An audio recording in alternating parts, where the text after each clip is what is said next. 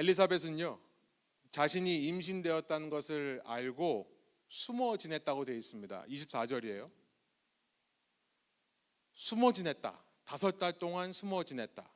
그 이유가 25절에 이렇게 밝혀지고 있습니다. 사람들에게 부끄러움을 당했다는 거예요. 당시 고대 사회에서 여인들은 자녀를 낳아 기르는 것이 삶의 목표이자 이유였습니다. 그렇지 못한 여인은 그 당시 사회에서는 부끄러워해야만 했었습니다. 여러분, 오늘날은 그렇지 않죠.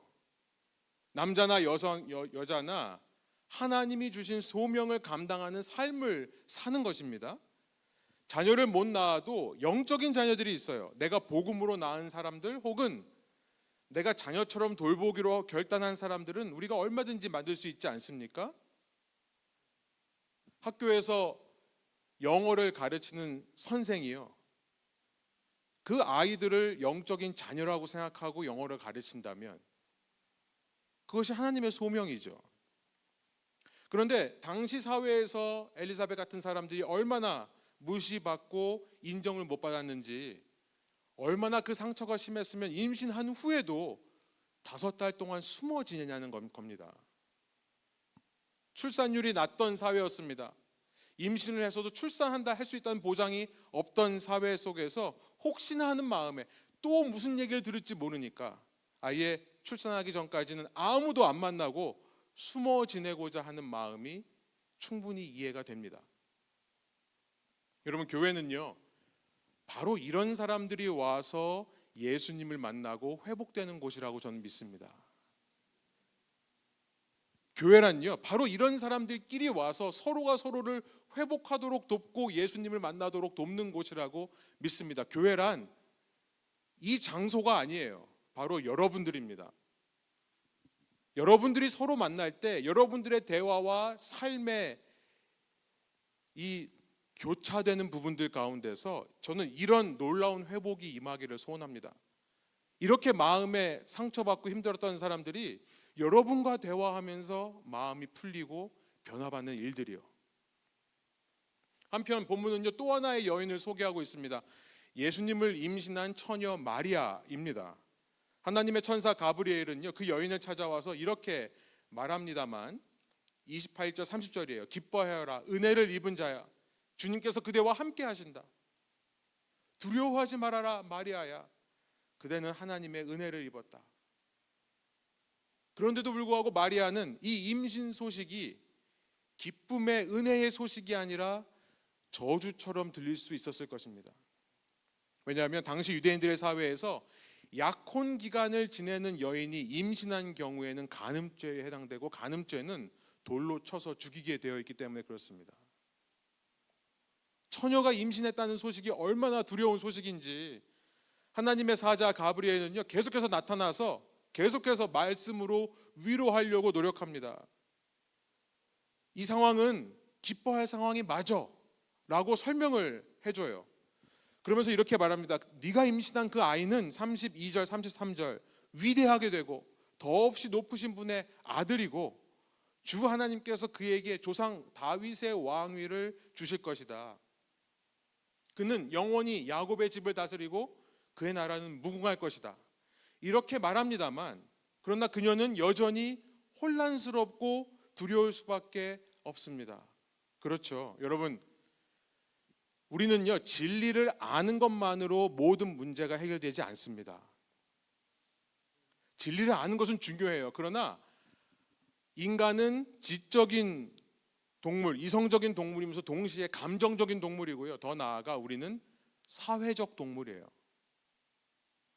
그래서 하나님의 천사는요, 머리로는 알지만 마음으로는 아직도 두려운 이 마리아에게, 그러면 너가 너의 친척인 엘리사벳을 찾아가 봐라 라고 말씀하고 있습니다. 35절이에요. 천사가 마리아에게 대답하였다. 성령이 그대에게 임하시고 더없이 높으신 분의 능력이 그대를 감싸줄 것이다. 이제 너에게 성령께서 그 두려운 마음을 없애주실 건데, 36절 보아라, 그대의 친척 엘리사벳도 늙어서 임신했으니, 그리고 늙어서 임신하지 못했던 있었던 그 여인이 임신한 지 벌써 6달이 되었으니 가서 만나보고 하나님의 위로하심을 체험하길 바란다.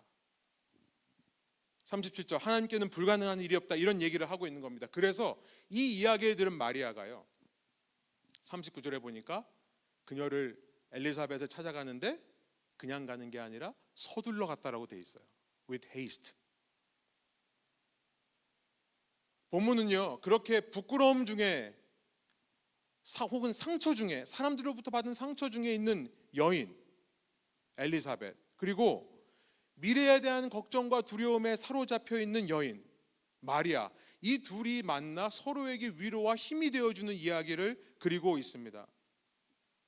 그런데 그렇게 서로가 서로에게 힘이 되어줄 수 있었던 것은, 위로가 되어줄 수 있었던 것은 단지 그들이 서로를 공감하고 공통의 관심사가 있었기 때문이 아니라 서로를 만날 때 성령으로 충만했기 때문이었다라고 본문이 말씀하고 있습니다.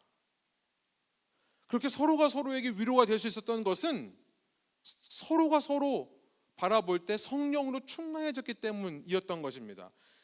오늘 본문 41절로 가보면요, 누가복음 1장 41절, 엘리사벳이 마리아가 오는 인사말을 듣습니다. 그때 자기 몸속에 있는 아이가 배에서 뛰노는 것을 느껴요. 그랬더니 이렇게 돼 있어요. 엘리사벳이 성령으로 충만해졌다. 그래서 42절 큰 소리로 외쳐 말합니다. 그대는, 마리아는 여자들 가운데서 복을 받았고 그대의 태중의 아이도 복을 받았습니다. 성령의 감동으로 마리아가 임신한 것을 알게 돼요. 그러면서 43절에 놀라운 고백을 합니다.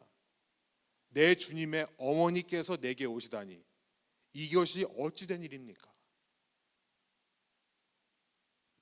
내 주님의 어머니께서 나에게 오시다니.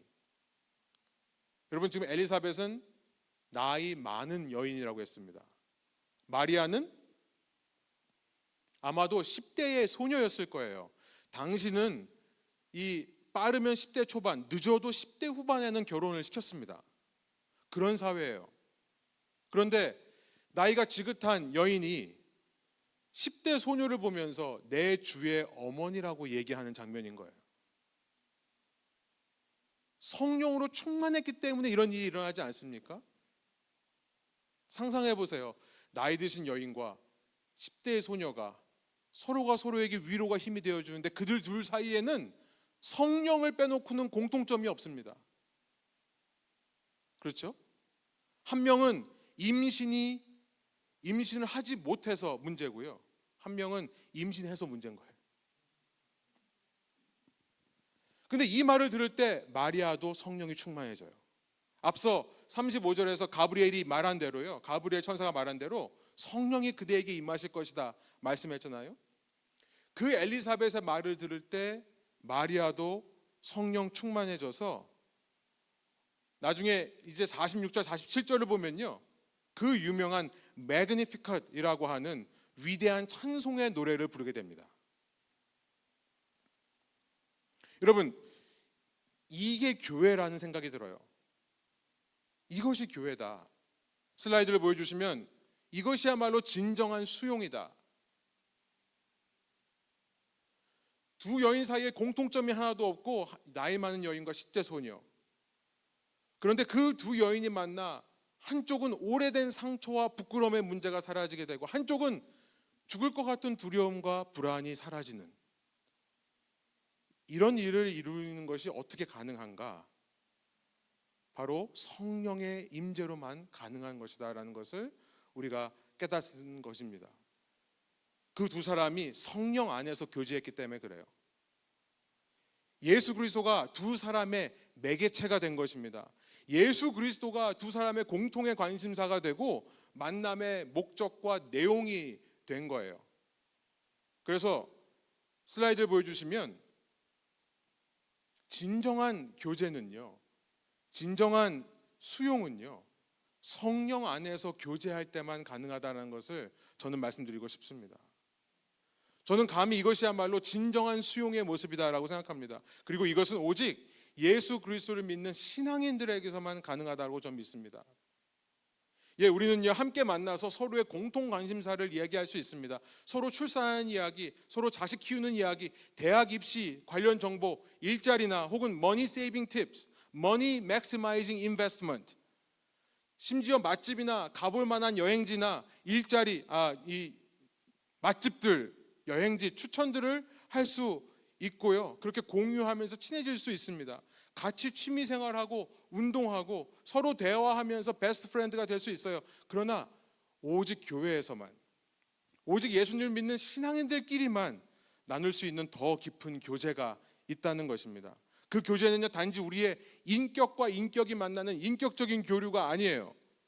인격을 포함해 우리의 영혼이 교류되는 것을 체험하는 것입니다. 성령께서 함께 하시는 교제를 통해 우리는 마음 깊이에 있는 문제들을 해결받게 되고요, 서로 영적으로 하나 되는 경험을 하게 되는 것입니다. 거기에 치유가 있고 변화가 있습니다. 깊은 신뢰와 행복이 있는 겁니다. 그게 교회예요.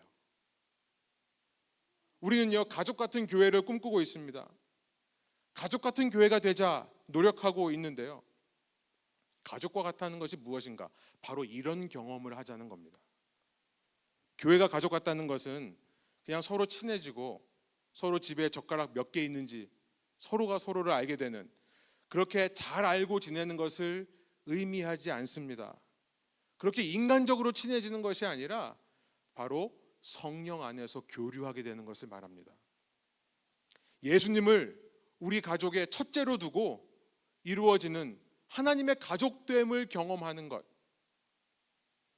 사랑하는 여러분, 저희 교회의 사역 목표가 바로 그런 가족을 이루는 것이고요, 그를 위해 우리가 말씀의 사람, 수용의 사람, 동역의 사람이 되자라고 하고 있습니다. 저는 중심이 수용의 사람에 있다고 생각해요. Man of acceptance, embracing one another. 그러기 위해 가장 필요한 것은 먼저 말씀에 집중하는 것입니다. 왜냐하면 말씀을 통해서만 우리는 예수님을 만나게 되고요, 말씀을 통해서만 우리는 성령의 임재를 체험하게 되기 때문에 그렇습니다. 그 예수님 안에서요. 그리고 난 다음에는 그렇게 성령의 임재 안에서 서로 만나 수용하고 사랑하게 되는 것이 체험되기를 소원합니다. 그제서야 교회가 교회다워지는 것이기 때문에 그래요. 그제서야 이 사랑이 식어가는 세상 속에서 교회가 매력적인 곳이 되기 때문입니다. 우리가 이제 순을 시작할 텐데요, 먼저 순이 이렇게 되기를 소원하고요, 그리고 교회인 우리가 언제 어디서 누구를 만나도 이러한 영적인 교류가 일어나게 되기를 소원합니다. 그런데 여러분, 오늘 본문에서 우리가 잊지 말아야 하는 것이 하나 있습니다. 결국 엘리사벳과 마리아 두 여인이 그렇게 서로를 수용하게 된 것은 그들끼리 열심히 노력해서 된 것이 아니에요. 그들이 그럴 수 있는 사람이어서도 아닙니다. 본래 그 둘이 그런 관계였기 때문은 더더욱 아닙니다. 슬라이드를 보여주시면 진정한 수용은 먼저 주님께 수용되는 것입니다. 먼저 예수님께 수용되는 거예요. 각자가 먼저 예수님께, 주님께 수용된 존재라는 것을 깨달았기 때문에 이 서로의 수용이 가능해졌다는 것을 꼭 말씀드리고 싶은 겁니다. 이것이 너무나 중요합니다.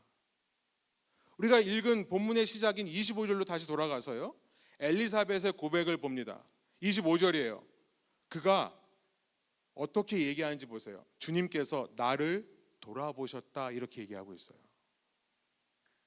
사람들이 나에게 reproach, 탓하고 비난할 때, 그러나 주님께서는 그런 나를, 그렇게 비판받고 부끄러워하는 나를 돌아보셨다.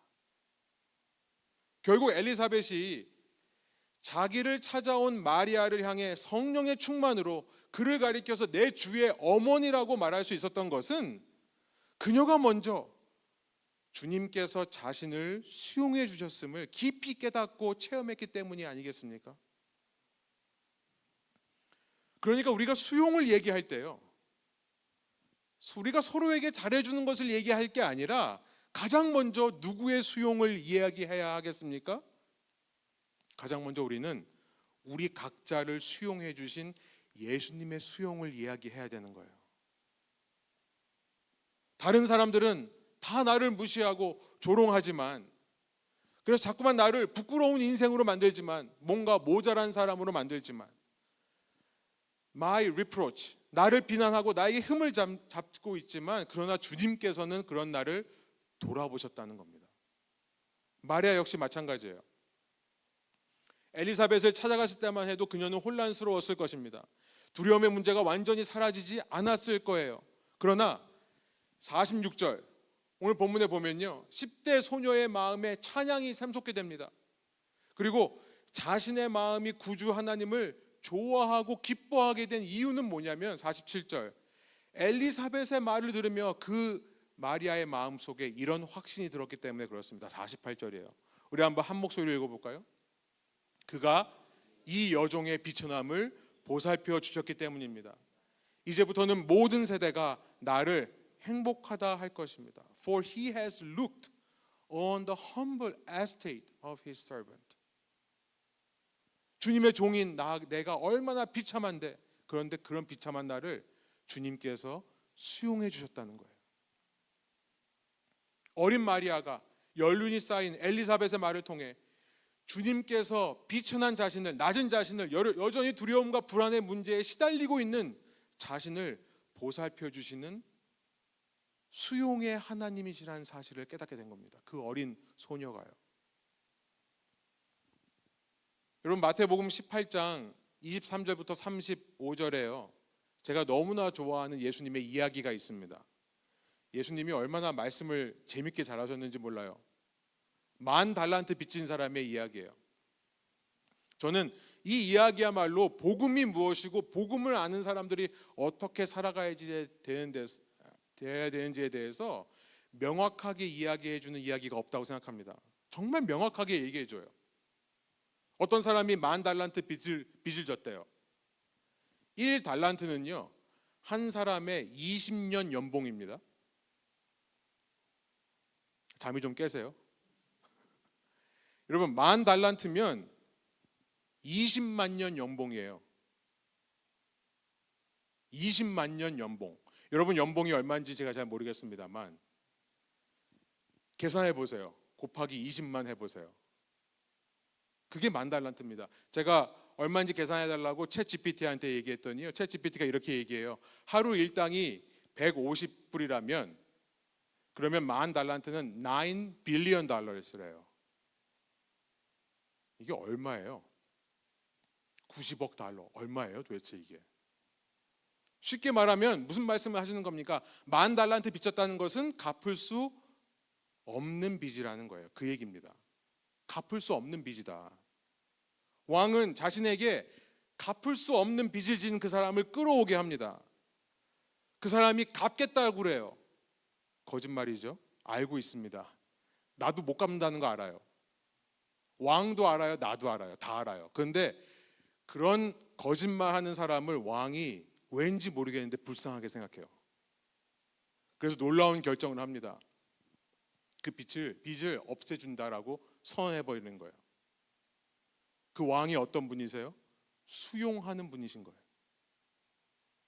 나 같은 죄인을, 나같이 비천하고 소망 없는 사람을, 비천하고 소망이 없을 뿐만 아니라 입에서 나오는 것은 거짓말뿐인, 그저 어떻게든지 살아나가 보려고, 죄를 알면서도 죄에 대한 대가를 받지 않으려고 거짓말하며 살아가는 저 같은 존재를 하나님은 왠지 모르겠는데 수용해 주시더라는 거예요.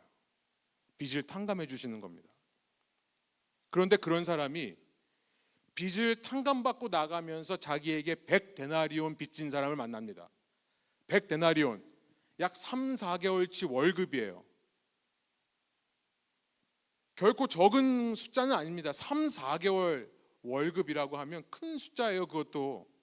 그러나 3, 4개월 월급이라면 갚을 수 있는 빚입니다. 노력하면 갚을 수 있는 빚이에요. 그래서 그 사람이 조금만 더 참아달라고 얘기합니다. 내가 조금만 더 기다려주면 반드시 갚겠습니다 얘기하는데도 그 사람을 붙잡아가지고 감옥에 집어넣었다는 겁니다. 1만 달란트 탕감받은 사람이, 여러분 이게 무슨 얘기입니까? 진정으로 왕에게 수용받은 사람이라면 다른 사람을, 그 다른 사람이 나와 얼마나 다르다 할지라도 쟤는 정말 나하고 생각이 틀려, 쟤는 정말 내가 좋아하는 거 안 싫어하고 제가 좋아하는 거 내가 싫어해, 쟤하고 나하고는 삶의 한 페이지에 있을 수가 없어. 근데 갚을 수 있는 빚이라는 거예요.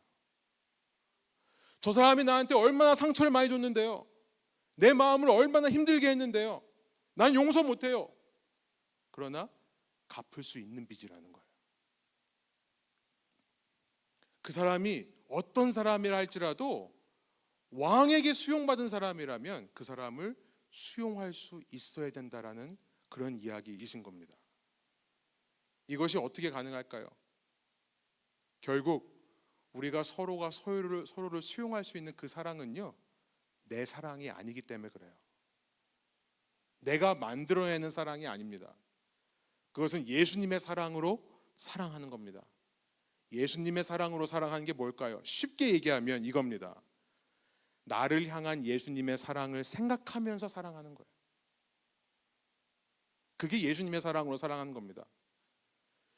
예수님께서 나를 향해 수용해 주신 그 수용을 생각하면서 다른 사람들을 수용하는 거예요. Acceptance, grounded in Jesus' acceptance of me. 그래서 마태복음 22장으로 가보면요, 하나님 사랑과 이웃 사랑이 같은 거라고 말씀하세요. 성경에는 모든 commandment, 계명들이 딱 두 가지로 요약이 되는데 하나님 사랑과 이웃 사랑, 그런데 이 두 가지가 마태복음 22장 39절, 이 두 가지가 첫 번째와 같은 거다.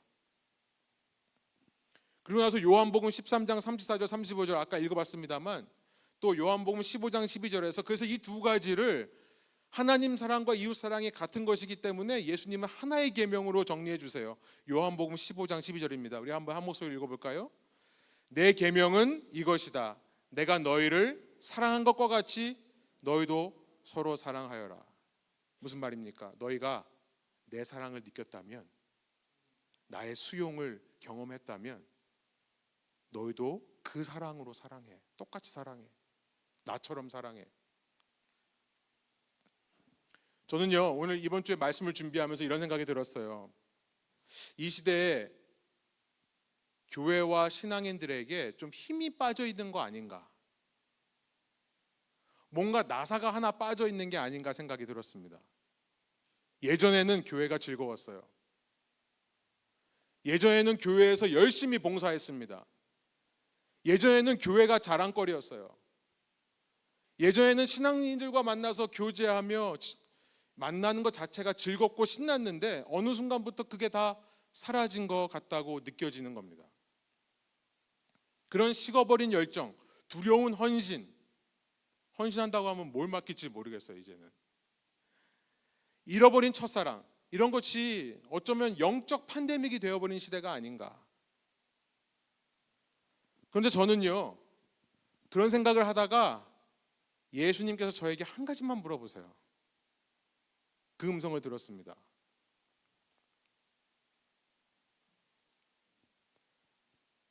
저는요, 예수님을 바라보는 게 아니라 자꾸 교회를 바라보고 있더라고요. 교회가 어떻게 해야 된다, 교회가 살아나야 되는데, 교회가 힘을 얻어야 되는데, 교인들이 좀 일어서야 되는데. 근데 예수님께서 뭐라고 하시는지 아세요? 너 나 바라보고 있느니? 너 나 쳐다보고 있니? 너 나의 사랑을 느끼고 있니? 깨달았습니다. 하나 빠져버린 나사가 바로 그거였구나. 우리는 어쩌면 예수님께 집중하고 그가 나를 그럼에도 불구하고 수용해 주신 그 사랑 외에 다른 것들에 신나서 여기까지 온 게 아닐까요? 물론 그게 예수님을 사랑해서 시작한 겁니다. 목회를 예수님을 사랑해서 시작했어요. 그런데 어느 순간 목회하면서 예수님이 보이지 않고 사람들이 보이는 겁니다. 예수님이 보이지 않고 프로그램이 보이고요, 이벤트가 보이고요, 해야 될 일들이 보이고요, 설교 준비, 성경 공부 준비, 사역 준비, 그러다가 어느 순간 예수님의 나를 향하신 수용이 느껴지지를 않는 거예요. 그러니 내 사랑으로 내 수용으로 해보려고 하니까 지치는 거죠. 그러니까 번아웃이 오는 겁니다. 이제 보다 못해 주님께서 잠시 쉬라고 하시는 것 같아요. 아마 그런 마음으로 이 땅의 교회들에게 이런 시간을 허락해 주셨는지 모르겠습니다. 어쩌면 팬데믹이라고 하는 것이 그래서 왔는지도 모르겠어요. 잠시 쉬어가면서 너가 어디서부터 떨어졌는지를 생각해봐라. 첫사랑을 어디서부터 잃어버렸는가 생각해봐라. 그렇게 말씀하시는 게 아닐까요? 우리는요, 이전으로 돌아갈 필요 없습니다. 예전엔 이랬는데. 여러분, 그리로 돌아갈 필요 없어요. 아니, 돌아가려 해서도 안 됩니다. 이전에는 내가 이랬는데 자꾸 생각하지 마세요. 그거는 그때 은혜예요. 이전 교회에서는 이렇게 했는데 자꾸 생각하지 마세요. 그거는 그때 내가 받은 은혜예요. 중요한 것은 뭐냐면 지금 이 상황에서 그럼에도 불구하고 내가 예수님을 바라보는가, 그걸 깨달아야 됩니다.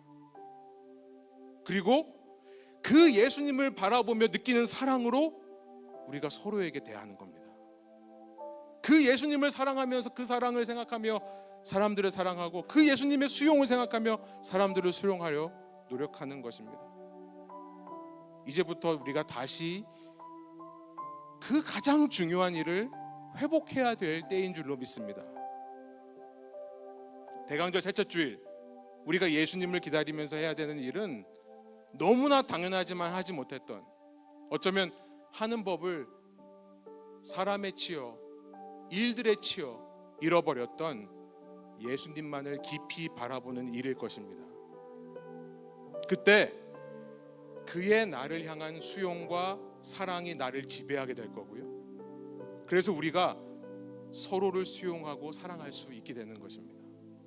오직 예수님의 사랑이 내 안에 머물 때에만 나는 성령 충만해져서요, 성령 안에서 우리가 함께 만나 서로의 문제들을 위로하고 해결하고 회복시킬 수 있는 참된 교제를 그제서야 할 수 있게 될 것입니다. 그리고 그때 그런 사람들의 모임인 우리 교회가 이 시대 아버지께로 돌아오는 한 사람을 품고 수용해 줄 수 있을 거라 믿습니다. 함께 기도하시겠습니다. 하나님, 이 시간 저희는 본문을 통해서 삶의 여러 가지 무겁고 힘든 짐을 지고 가던 두 사람이 성령으로 충만하여 서로가 서로를 수용하며 회복되는 모습을 보았습니다. 그런데 그 중심에는 인간적인 노력이 아니라 그 각자가 자신을 얼마나 수용해 주시고 자신을 얼마나 사랑하시는지, 그 사랑하시고 수용하시는 주님을 만났기 때문에 가능했다는 사실도 깨닫습니다. 주님, 이 시대에 우리가 다시 한번 회복이 있고 부흥이 있기를 원하는데 그것은 예전으로 돌아가는 것이 아닙니다. 어쩌면 우리가 잊어버렸던 주님의 얼굴, 어쩌면 우리가 듣지 못하고 있는 주님의 음성, 어쩌면 우리가 느끼지 못하는 주님의 마음을 다시 한번 느끼는 것으로부터 그것이 시작한다는 것을 깨닫습니다. 하나님, 날마다 깊이 묵상하게 하여 주십시오. 주님께서 나를 얼마나 사랑하시는가, 나를 얼마나 수용하시는가, 이럼에도 불구하고 나를 얼마나 아끼시고 소중하게 생각하는가, 그 수용과 사랑이 내 속에 가득 차 나의 말과 행동에서 주위 사람들에게 흘러나오게 하여 주옵소서. 그때 이 교회가 주님의 몸이 되어 주님의 손과 발이 되어 서로 사랑하고 수용하는 모습을 보게 하여 주옵소서. 그렇게 하실 주님을 믿고 감사드리며 예수 그리스도의 이름으로 기도합니다. 아멘.